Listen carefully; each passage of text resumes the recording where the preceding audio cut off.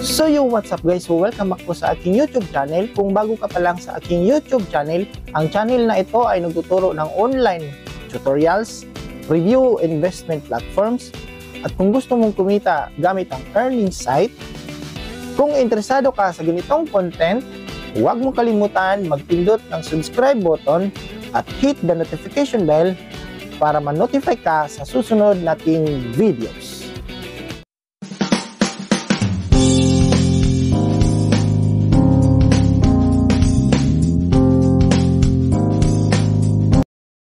Disclaimer: this channel does not promote or encourage any illegal activities.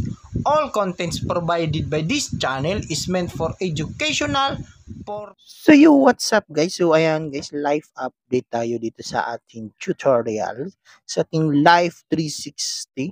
So usong-uso ito ngayon guys dahil nga sa nag-trending na issue. So kung alam niyo po yung trending ngayon guys, so nag-trending na nga itong Life 360 natin kung paano natin i-trace yung mga partner natin. So dalawang phone po yung gamit natin dito guys, no. So makikita nyo meron tayong isang Android at merong iPhone. So pwede din po siya i-install sa iPhone, iOS device sa App Store. I-search nyo lang po yung Life 360. Ayan, so makikita nyo. Yan po yung logo natin sa App Store. And then sa Play Store, i-search nyo lang din po yung Life 360 Live Location Sharing. So, sharing po guys. So, malalaman nyo yung bawat galaw ng device kung saan pumupunta. So, Life 360. So, install po natin yan guys. Dalawang device po yung gamit natin. So, ituturo ko sa inyo guys at i-guide ko kayo kung paano natin ito gagamitin. Ayan. So, dito, click natin yung open. Click din natin yung open. So, gagawa tayo ng account.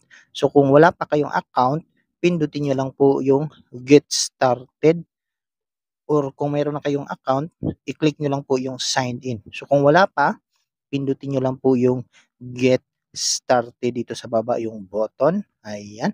Then, after that, next po na gagawin natin is yung phone number or any active number na kayang makapag-send ng OTP for verification. So, active number po yung ilalagay natin dito.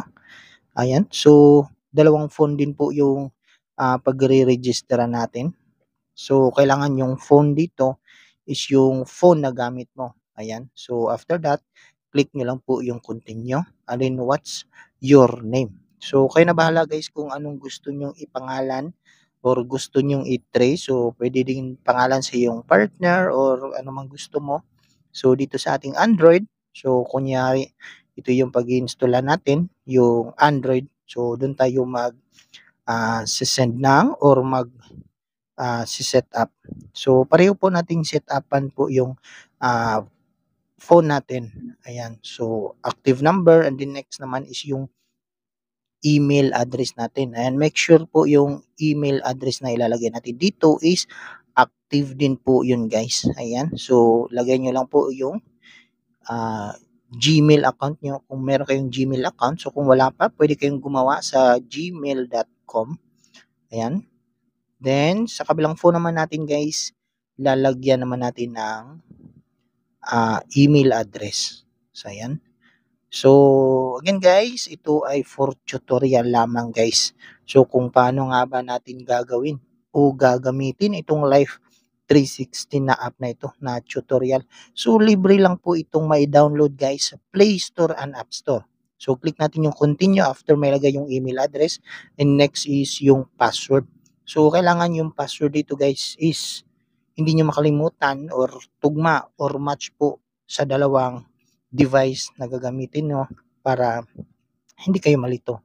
So, click nyo lang po yung continue after po maglagay ng password. Ayan. So, next naman is dito makikita nyo na merong continue sa babaan. Sa isa naman is birthday natin. So, ilagay natin yung birthday natin. Sa kabilang phone natin sa iOS, sa iPhone device, is continue. After po maglagay ng birthday. So, click lang po yung continue guys. Ayan. Then, sa iPhone naman, so pwede din pong both Android na gagamitin guys. Ayan. So dito merong nakalagay na enter your invite code. So dito sa Android natin guys, since Android po yung gagamitin natin sa pagmo-monitor natin dito sa kabilang phone at yung imo-monitor natin is yung isang device or yung iPhone, so mag-create tayo ng circle dito sa Android natin. So dito, ayan, so dalawa po yan yung device. Yung Android yung gagamitin natin at yung iPhone na device, yun po yung imo-monitor natin. So click lang po yung sa Android natin and then give your circle name. So any name, anong gusto nyong in-name. So click natin yung continue. Ayan, so may lalabas dyan na invite code. So yung invite code dyan, yung BSAHHT, yun po yung ilalagay natin sa kabilang phone na gusto nating i-monitor. Ayan. So type natin yung invite code BSAHHT, then click natin yung continue. Ayan.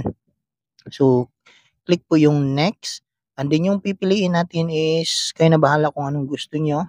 Yung how would you describe your role in this circle. So partner, spouse, friend, or kahit ano man. Ayan, after that, so dito is yung photo, pwede nyo lagyan yan mamaya. Then dito sa notification guys, is kailangan nyo lang po i-allow yung location dito.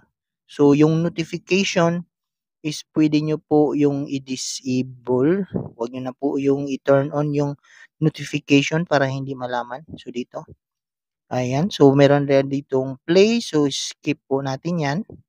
So, ito po yung device na gusto nating i-monitor. Ayan. So, wag nyo na po yung may free trial at meron po siyang subscription. So, sa itaas, merong X. So, diretso na tayo dyan sa X guys kasi pwede naman natin gamitin ang app na ito na walang bayad. So, libre lang po siya gagamitin natin at libre lang din po yan may download. So, after po mag-share ng code, pindutin natin yung sa baba, I'm done sharing. Ayan. So, dito, piliin natin yung role natin. Then, partner. Then, pwede nating i-add yung picture mamaya. So, dito sa baba, click yung skip. So, dito sa device na kung saan tayo mag-monitor, i-turn on lang po yung location natin. Ayan. So, enabled po yung location. Ayan. So, use this app. Always allow use this app. Ayan. So, Live 360. Ayan. Allow this time. Allow all the time. Yung permission. Physical activity. Enabled natin yan. Allow. Then notification dito is pwede din natin yang i-enable kasi ito naman yung device na kung saan magmo-monitor sa kabilang phone natin. So always po yun allow. Ayan, then continue, click continue. So again, i-turn off nyo lang po yung notification sa kabilang phone para hindi malaman ng partner nyo. Ayan, so sa kabilang phone natin nagno-notif siya. So, kailangan i-turn off nyo lang po yung notification kung saan nyo gustong i-monitor yung device. Kasi once na may gagawin ka dito sa kabilang phone, magno-notif po yan dito sa iPhone natin. So, pwedeng Android din po yan guys. So, dito sa settings, ayan, may nakalagay na notification, smart notification. I-turn off lang po natin yan. Ayan. So, para hindi na magno-notif dito sa kabilang phone natin guys. Ayan. So, kung kayo ay naka-Android, kung yung imo-monitor nyo is Android, pwede nyo po yung i-turn off yung notification lahat gamit ang app info. So, dito sa iPhone is walang app info. So, i-turn off nyo lang po yung notification niya na nakalagay sa settings and then sa general, sa phone settings, meron din dong notification. So, kung hindi nyo po alam kung paano i-turn off, so pwede nyo po akong i-PM or pwede nyo po akong i-chat guys kung paano natin yan i-turn off sa iPhone. Sa Android naman, so dito, makikita nyo naman dito sa atin, yung location na pinagmumonitoran natin is meron na po dyan. Ayan. So, ito po yung pinagmumonitoran natin at na-detect na din po niya na nandito lang po. So, same location yung dalawang device. So, pareha po, accurate lang din po siya kung saan ngayon yung device natin. So yan po. So makikita din natin yung battery percentage niya. So 60%. So dito meron din tayo 59%. So malalaman natin yung battery percentage na gusto nating pagmonitoran. So ganun lang kadali guys kung paano natin i-install, gamitin yung Life 360 na application gamit ang dalawang device na gusto nyong i-monitor. So yan nga guys, dahil nga update, trending itong bagong update ng application na ito. So i-download nyo lang guys, libre nyo lang po itong may download at magamit. So yan po. So i-explore nyo lang kung paano nyo gamitin. So maraming features pa ito kung gusto nyo mag-subscribe dito sa Life 360. Pwede lang din pong libre kasi free to use and free to download po ito.